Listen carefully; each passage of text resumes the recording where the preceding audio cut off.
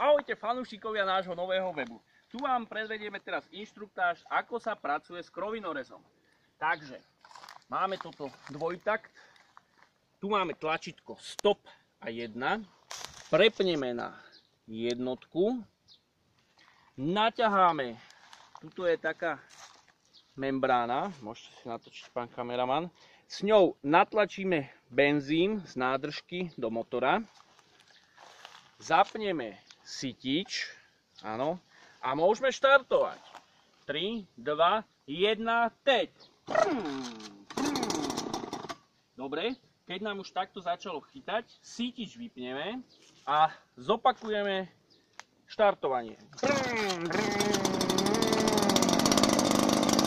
A stiskom tlačítka a predného tlačítka pustíme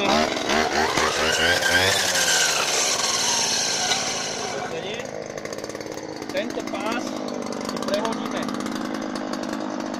cez rameno takýmto spôsobom, áno, a môžeme začať.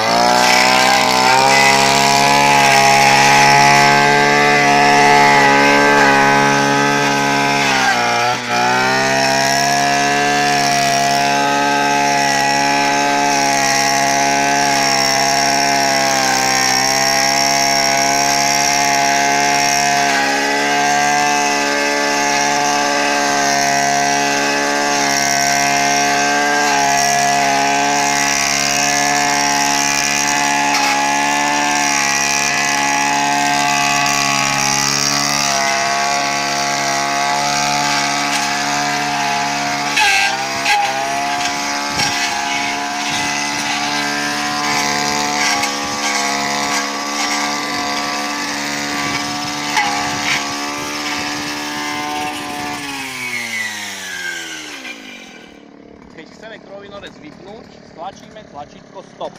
Čup.